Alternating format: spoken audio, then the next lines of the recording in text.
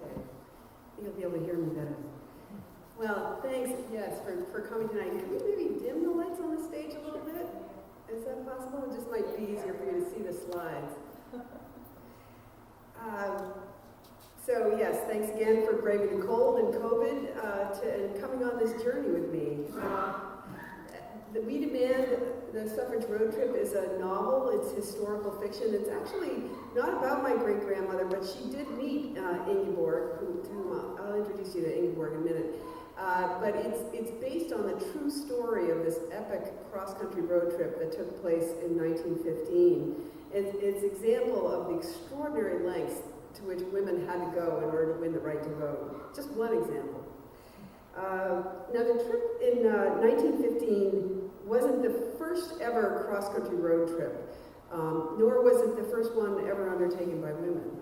But it was the first one, to my knowledge, that was ever undertaken for a cause. And the cause, of course, was voting rights for women, or women's suffrage. So, can you see that all right? So that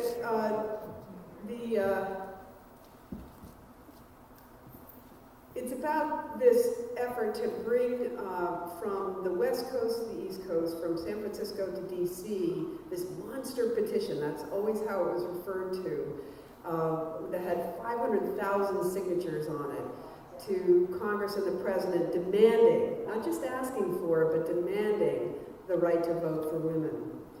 And they had to, there we go, that's better, and they had to, they left San Francisco in late September, and their mission was to drive all the way across the country, stopping in towns and cities along the way to gather more signatures and to have rallies and to meet with the congressmen who were back in their districts because Congress wasn't in session, and arrived in D.C. on December 6th, which was the opening day of Congress. So that's their mission, and there are big events planned on December 6th, so it's a big deal. They have to show up then. And the reason why the signatures are such a big deal is that there are no polls in 1915. This is one way that women can demonstrate their passion and commitment to this cause. So let's just think about this a little bit more. In 1915, it had been 67 years since the Seneca Falls Convention that you might have heard of. Elizabeth Cady Stanton and friends organized that sort of is pegged as the first organized, or the start of the organized effort for women's rights, not just voting rights, but other rights as well. So that's already a long time, but it's been 126 years from the time the Constitution was adopted. So all this time, women have not had the right to vote, and they're increasingly in the workforce, they're paying taxes. Some women in some states can vote, and I'll go into that in a minute, but there's nothing in the U.S. Constitution that allows women to vote. And so that's a really long time, and the thing is, they don't know how much longer it's going to be. Is it going to be 1 year? Maybe they'll do it in 5, maybe it'll be 10, maybe it'll be 20 years. They have no idea. And, women came to suffrage from other causes, like, labor or temperance or, other women's rights issues, social work, peace. And they're getting kind of tired of suffrage. They thought that if they united behind suffrage, they would get that done and be able to move on, but it hasn't been happening. So the Congressional Union was this sort of upstart organization that formed in 1912. Alice Paul, and I'll show you a picture of her in a minute, is one of the people behind it getting going. But this is a suffrage map in roughly 1915. You can see all the states in white on the west end of the country are the equal suffrage states. Because what had happened was that over all these years, women have been working on a state-by-state basis primarily to win the right to vote. And so they have had some success. So there are a bunch of states in the West where women have the right to vote. But there's still a lot of the country, the more populated part of the country, where women don't yet vote. So this gives you a little bit of an idea of what it looked like then. So here's Alice Paul, and she comes along and she says, just let's forget about that state-by-state stuff. It takes a really long time, and sometimes, by 1912, 1913, there had been over 500 campaigns to win suffrage at the state level, and only 12 or 13 states had enfranchised women. So you can see there wasn't a big return on investment, and it was costly. So she says, you know what, we just have to convince those men in Congress to get it through Congress, and then 36 states to pass it, and then it's done, and it's a law of the land, and that seems like a much better way to go. And a lot of other people were convinced by that argument, and she's also proposing to do, to kind of take it to the men a little bit more, and like I said, sort of demand the right to vote, and not just say, oh, wouldn't it be nice, oh, pretty please. So one of the ways they're going to do that is they're going to punish the political party in power for failing to move the federal amendment through Congress. And they're able to do that because in 1915 it was the Democrats in power. Woodrow Wilson was president, and the Democrats had majorities in both houses of Congress. And so that gives them kind of a weapon, an opportunity, because they reason there's 4 million women in the West who have the right to vote, and if they can be convinced to vote as a bloc, they can determine the outcome of the presidential election. Could it be done? Nobody knew. It had never been tried before. So that's what they're after. So this trip is, in essence, a kind of a warning. It's warning the Democrats that they better get their act together and move that amendment through Congress, or the women are going to come after them. And this is an illustration from 1915 that really shows what they're up to. And there's some interesting things about this graphic. I mean, one is that you can see that this is the modern woman voter, and she's white. That's not an accident. She's young, she looks well educated, she looks like a goddess. And she just looks amazing. And wouldn't you want her to vote? And so she's coming from the west to the east to the aid of her benighted Eastern sisters who are in the black pit of despair because they don't yet have voting rights. So that's really the illustration of what they're up to. So they start at the Panama Pacific International Exposition, essentially a World's Fair in San Francisco in 1915, and it opens at, I think, end of January, early February, and the Congressional Union is the only suffrage organization to have a booth there. It was brilliant of them, really, because the World Fair, of course, are showcased to the future. There's the new technology, new science, new social movements, and so by having a booth there, they've kind of presented themselves as, this is, we're part of the wave of the future here, guys, where women are going to vote. And they have their own booth.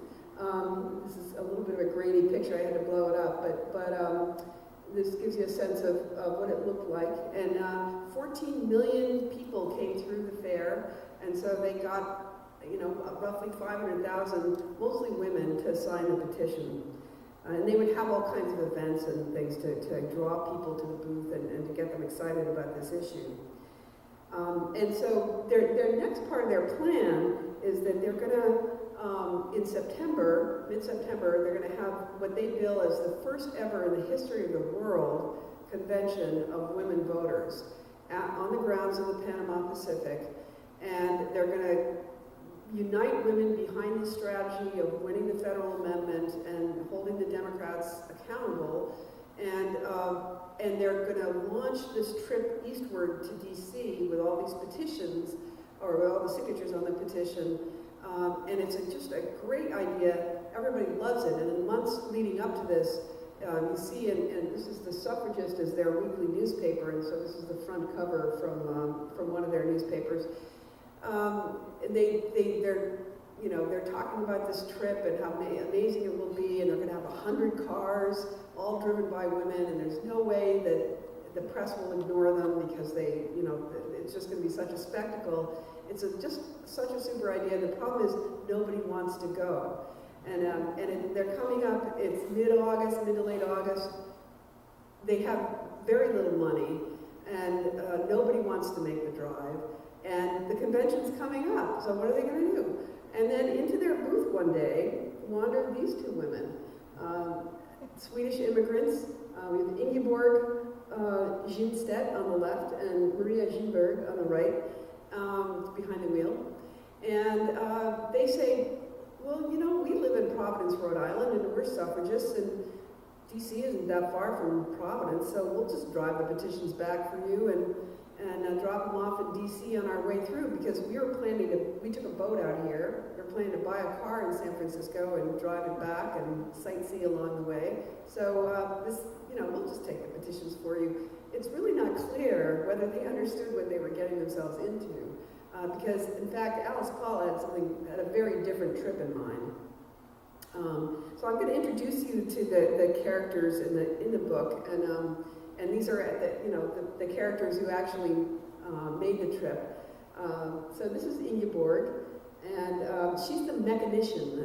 That's what she was called. So she was a mechanic. She's 50 years old at the time of this trip. She is a naturalized U.S. citizen. She's a member of the Industrial Workers of the World, so she's kind of a radical. She's self-employed, has had her own business, doing a number of things, but most recently she's been doing background checks on Swedish immigrants so that they could get jobs as domestic help or in factories. This is how I describe her in the book. And she's not that different in 1915. So in her early days, she rode her life like a half-broken colt, plunging from one thing to another, curious and nippy, fighting efforts to rein her in. She was always restless, alert for something new. And in 1915, I say that she was a wild and grim thing with close-set, deep blue eyes startling out from her weather-beaten face, nose like a prize-fighter, stubborn chin. So that's Ingeborg. And here's her sidekick, Maria Ginberg, and she was age 55 at the time of this trip. She was a midwife by trade, had delivered something like 2,000 babies by this time, and she didn't like center stage quite as much as Ingeborg did. She really was a little bit more domestic, and this is what I say about her in the book. Maria was as frugal with words as she was with her money. She said both were things you couldn't take back if you used them unwisely. She liked routine and didn't look for trouble, but could hold her own if it found her. Once, Ingeborg had seen her verbally dismantle a cocky Coleman who tried to shortchange her on a delivery. Mostly, though, she was easygoing and steady. So Sarah Barnfield, so in essence, the Swedes, as they were called, are the help on this trip. Sarah Barnfield is the main speaker. She's the envoy. And she's 34 years old at the time of this trip. She doesn't know how to drive. Maria actually did almost all the driving on the way across the country. Ingeborg sometimes spelled her.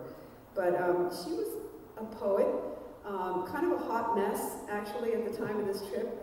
She had malaria in the summer, and she had issues with her heart, both sort of romantically and medically. She had some sort of heart condition that especially seemed to act up at high altitudes and made her very weak. But she also had a lover who was 30 years her senior, a man, Charles Erskine Scott Wood, or Erskine. He lived with his wife and family up in Portland, Oregon. She lived in San Francisco. She was the divorced mother of two. She left her husband for Erskine, and he'd been sort of jerking her around. They sort of professed to believe in free love, but Erskine really did.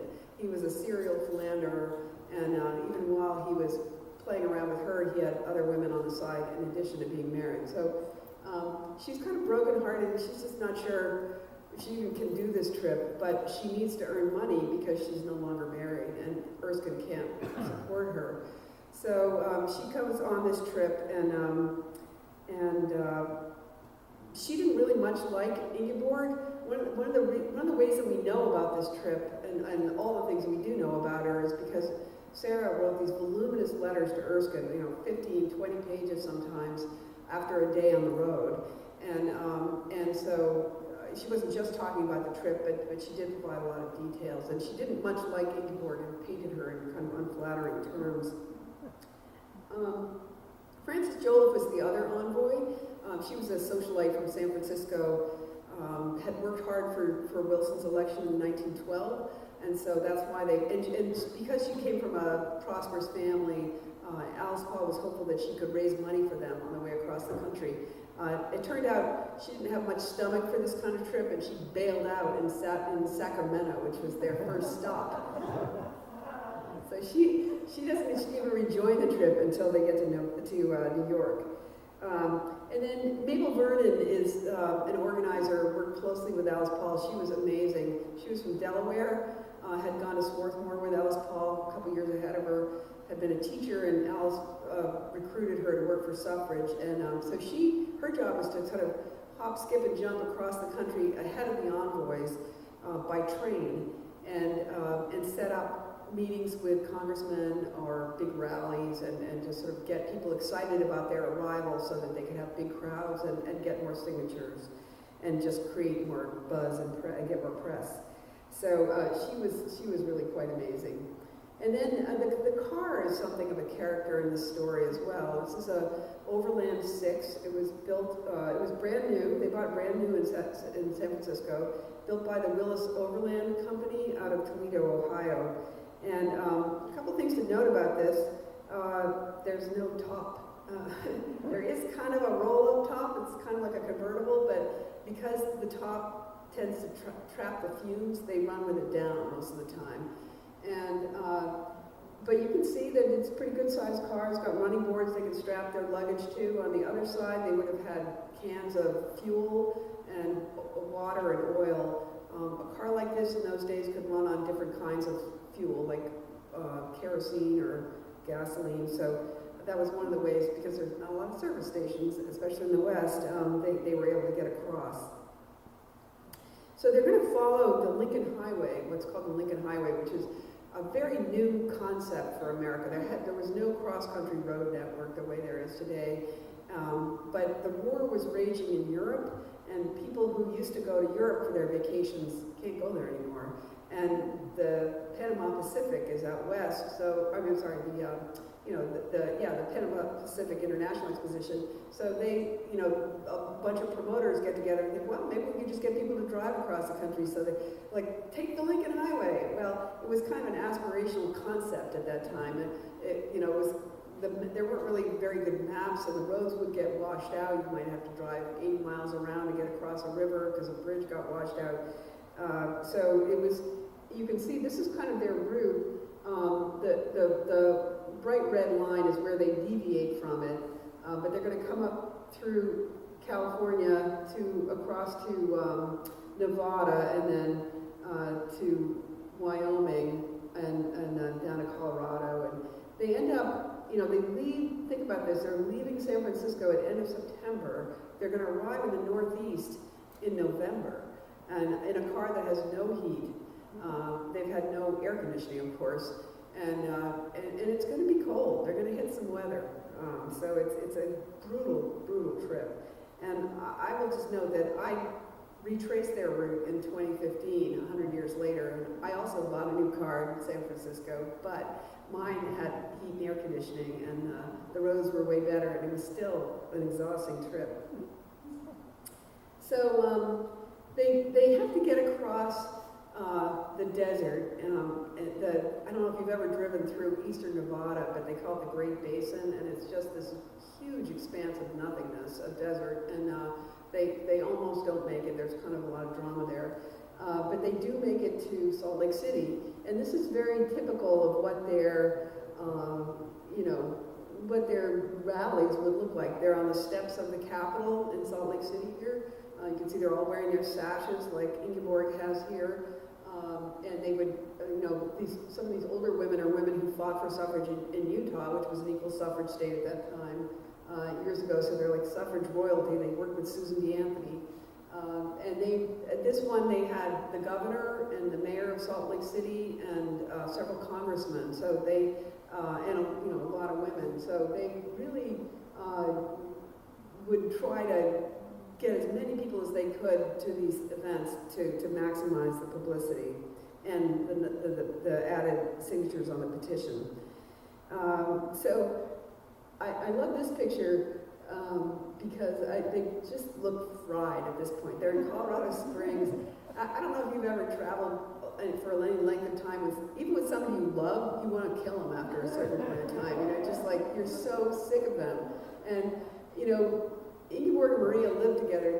I'll talk about that a little bit more, but they didn't know Sarah before they showed up in San Francisco, and so they're sort of forced traveling companions. Sarah's not well; she has to do all the public speaking. She thought she was going to share with Frances Joliffe, and they're just done. And Bertha Fowler is the other person in the car here. She was the head of the Colorado branch of the Congressional Union. But this is what they would do. They would stop outside of a town and they would tie on this We Demand banner, they called it the We Demand banner, to the back of the car. And often there would be like flags and banners and other signs on the car as well. So they do, they're fried in part because they just haven't had much in the way of rest time. And the travel is brutal, as I said. The roads are hard. And, they have to go over a pass from Laramie to Cheyenne in Wyoming in a blizzard. It's just crazy stuff that they're doing, and they're exhausted. They haven't had any rest. They do get a little bit of rest in Colorado Springs, though. So then they go down through Colorado and across into Kansas, and they get stuck in the mud in Kansas. And this isn't their car, it's not, but it's from that era, kind of. When I came through, I got this photo from a historical society out there, and you could just imagine what it would have been like to drive on roads like this. And it's 10 o'clock at night, and they took a shortcut, and they get stuck in the mud out in the middle of nowhere, and they're calling out the car windows like, help, help, we need help. No one comes to their aid. And Sarah ends up having to get out of the car, and depending on which account you read, it gets longer as the trip goes on. Anywhere from 1 to 3 miles, she has to walk back to a farmhouse where she wakes up a farmer or a rancher in the middle of the night and gets him to hitch up his mules and come back and tow them out of this mud hole. But they just are so driven to get to where their next stop is, their next rally. She had an interview that she had to get to, and they had a big rally in Emporia, so they just keep going.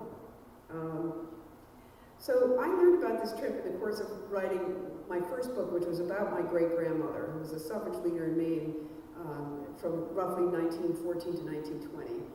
The book is called Voting Down the Rose, Florence Brooks White House and Maine's Fight for Women's Suffrage. And I read about this trip then, and I since, in the course of researching it, I read a lot more accounts of it. But I was always struck that, first of all, it was very, maybe a paragraph or a page, not very much detail. And I always thought, that must have been one hell of a trip. I mean, I really want to know more about it. So that's what piqued my curiosity and got me to retrace the route in 2015. But the other thing I realized as I researched this trip is that,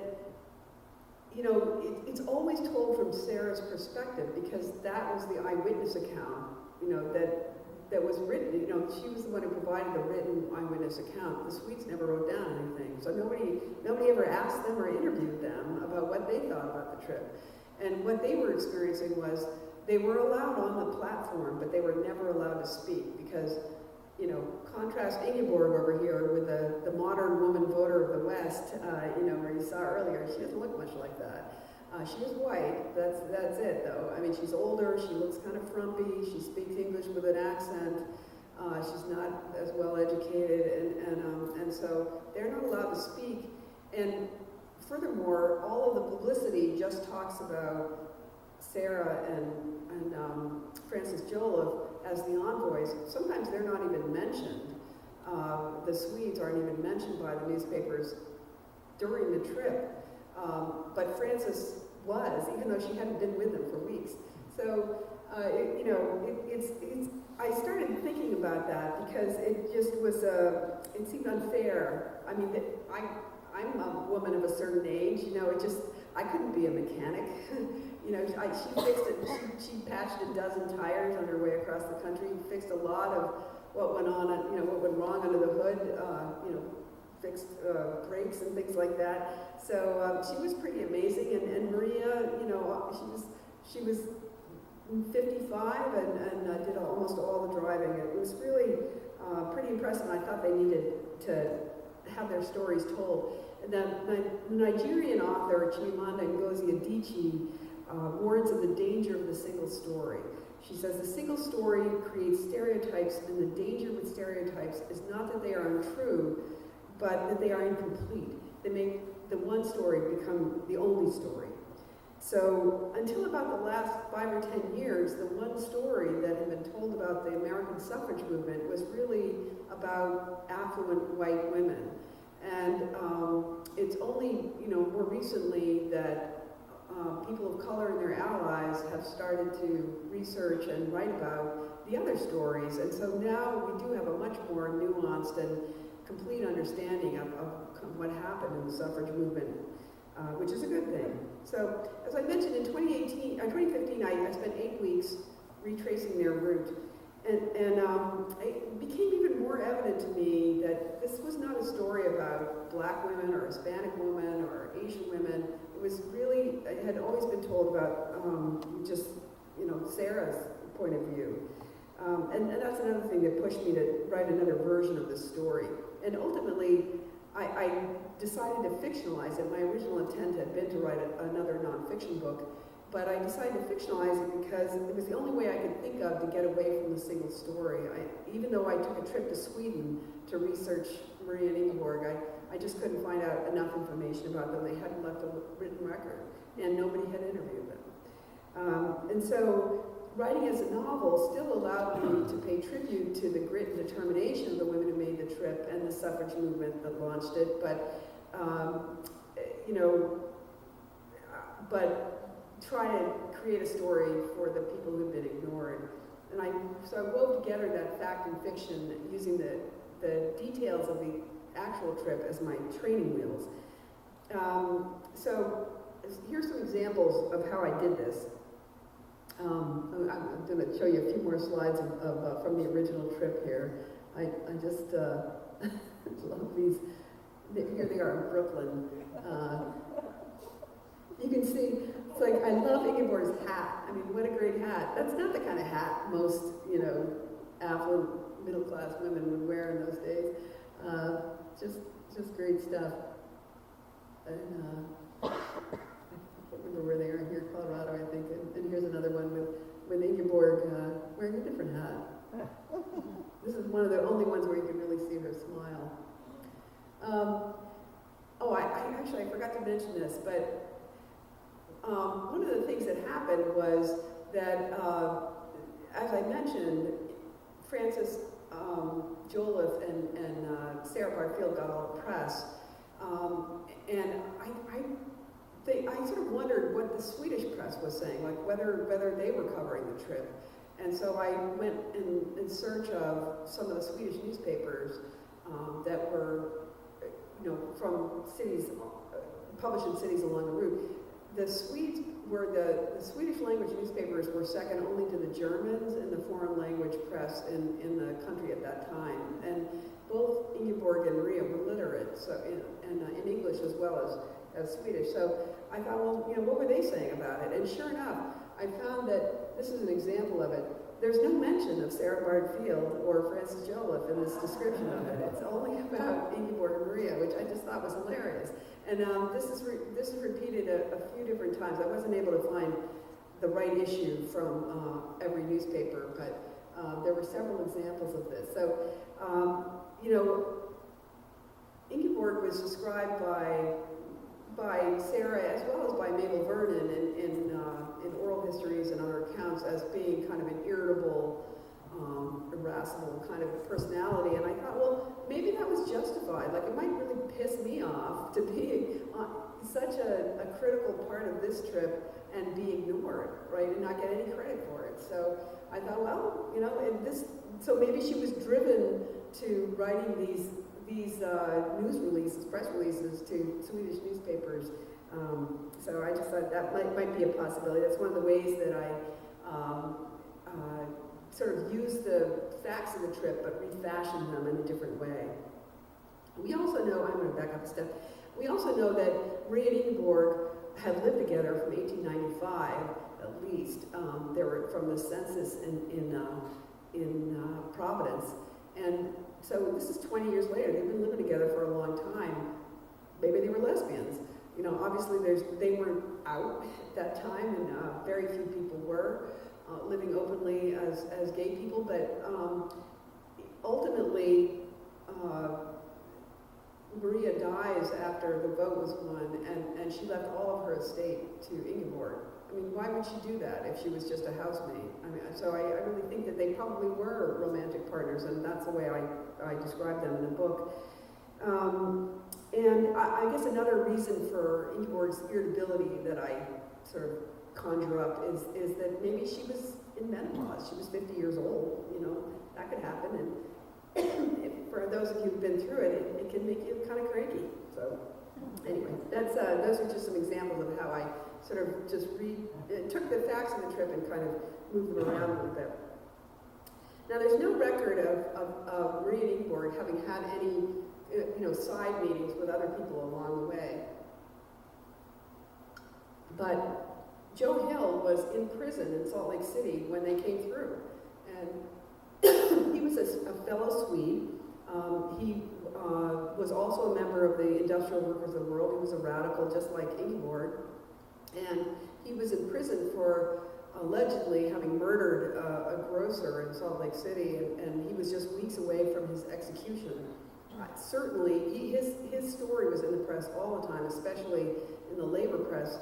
You know, Ingeborg absolutely knew about him and might have wanted to visit him, so I have her do that on the way through Salt Lake City, so that was kind of fun. And then the Industrial Workers of the World was known to be a more kind of liberal union, and they welcomed people of color in the union, as well as, and lots of people spoke different languages. So I thought, well, Ingeborg, was probably much more willing to work with black people and black suffragists, and so I have her meet with, she and Maria meet with Ida B. Wells Barnett in Chicago. And Ida B. Wells was a famous suffragist and co-founder of the NAACP, among other things. She was also just an amazing anti-lynching crusader. Had to move out of the South to Chicago because her life was threatened when she grew up in the South. So I have them meet with Ida B. Wells on the way through. And then finally, they meet with Clarence Darrow. And this is one of the weird factoids of the trip, is that Sarah Bardfield's older sister, Mary, was Clarence Darrow's lover for many years. And he lived in Chicago too, so I have Sarah set up a meeting with him. And the book includes an afterword, which a lot of people have told me they really appreciate, where I kind of separate the fact from the fiction. I mean, not all of it, because that would just take too long, but it's just some of these major points. So when I did my trip in 2015, Donald Trump wasn't yet the Republican candidate for president, but he was getting a lot of attention. But still, I was meeting with women's rights activists and leagues of women voters and groups like that as I came across, and there was a lot of excitement at the idea of Hillary Clinton maybe being the first woman president of the United States, and that didn't work out so well.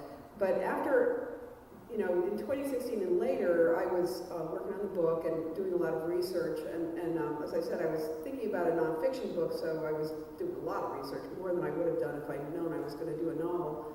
And I was really struck by how much 1915 seemed like 2015 to me. There was a tremendous amount of racist kind of rhetoric coming out of the White House and Trump's supporters, anti-immigrant, anti-labor, a lot of vitriol, and it felt very familiar to me. And so I ended up weaving a lot of that into the book as well.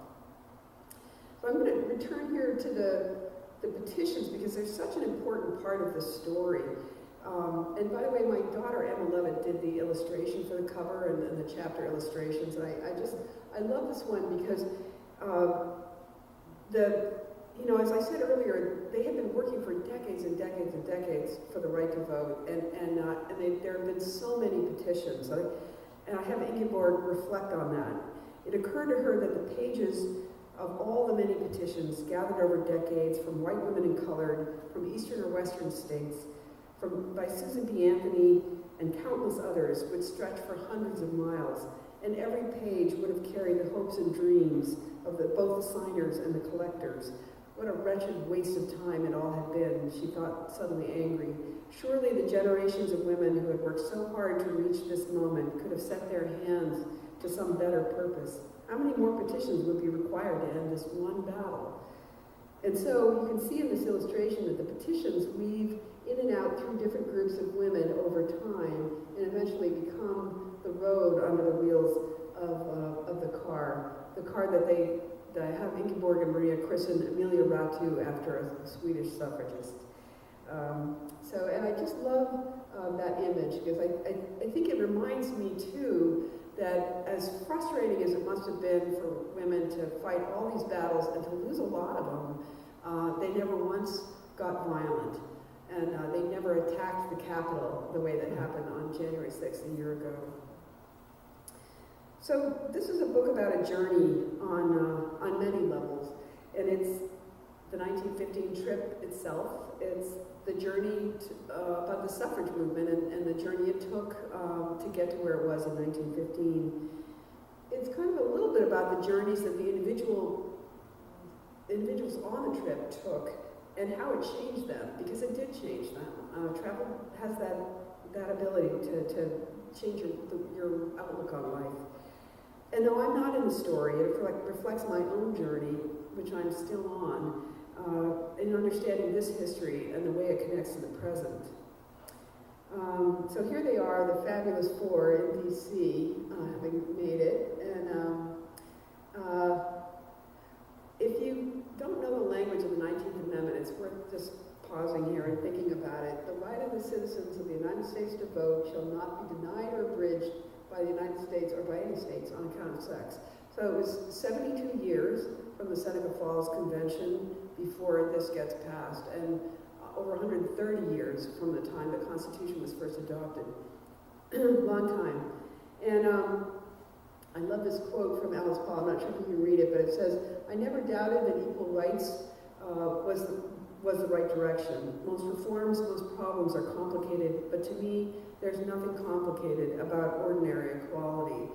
And Maine, of course, is still working to achieve ordinary equality for women. We don't have the Equal Rights Amendment in our state constitution, and of course, it was never, has never, been fully ratified and adopted in our federal constitution either. Although there was a lot of stuff happening today. I'm not sure if any of you caught that. I was kind of out and about, so I wasn't able to track it. But the requisite 38 states have now ratified, and the question is, what's Congress going to do about it? Because they're well over the 10-year time limit they were given back in 1972 to get it ratified. So we'll see what happens. But I mean, it just is incredible to me. In 2022, women pay taxes. We have to pay just as many taxes as men. Women have been, in the forefront of keeping their families and their children together during this pandemic. Women are on the front lines in so many different areas, and yet we're still not considered equal under the foundational documents of our state or our country. So I just think that's worth thinking about. So here's what you can do about that. We have a very robust and active League of Women Voters in this state, and they take men too. You can share this history and look into what your own ancestors did. You might be surprised. We need voices in support of the Equal Rights Amendment and the State Equal Rights Amendment. I want to just note that that the Equal Rights Amendment in Maine is in the legislature now. It has passed the Judiciary Committee. They'll probably vote on it in February a couple times. Last time it came up, every single Republican voted against it, and every Democrat voted for it.